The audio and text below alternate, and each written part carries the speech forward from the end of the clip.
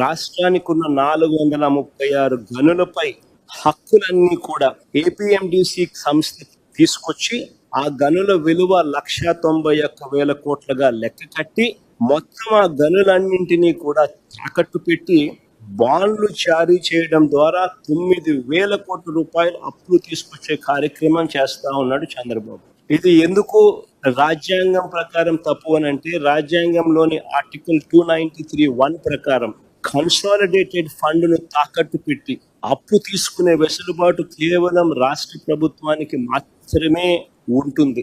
కానీ అప్పు కోసం చట్ట విరుద్ధంగా ఏకంగా రాష్ట్ర ఖజానాపై అంటే రాష్ట్ర కన్సాలిడేటెడ్ ఫండ్ పై ప్రైవేట్ వ్యక్తులకు హక్కులు కనిపించిన చరిత్ర రాష్ట్ర చరిత్రలో కాదు, దేశ చరిత్రలో కూడా బహుశా ఎప్పుడు ఉండిండదు. ఇది చట్టరీత్యా నేరం. 293(1) very clearly, Constitution 293(1) clearly says, subject to the provisions of this act, the executive power of a state extends to borrow within the territory of India upon the security of the consolidated fund of the state within such limits, if any, as may from time to time to be fixed by the legislature of such state by law, and to the giving of guarantees within such limits, if any, as may be so fixed.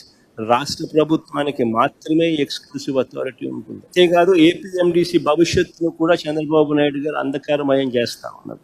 ఏకంగా ఏపీఎండిసిని తాకట్టు పెట్టి అప్పులు తీసుకొని వచ్చి ఆ అప్పులను divert చేసుకుంటూ ఏపీఎండిసిని శాశ్వతంగా కూడా అప్పుల ఊపులేకనెట్టే కార్యక్రమం కూడా చంద్రబాబు నాయుడు గారు దగ్గరుండి కూడా చేస్తా ఉన్నారు. మన ప్రైవేట్ మైన్స్ మీద, మన రాష్ట్ర ప్రభుత్వానికి సంబంధించిన మైన్స్ మీద ప్రైవేట్ వ్యక్తులకు ఆజమాయిషీ ఇస్తా ఉన్నాడు.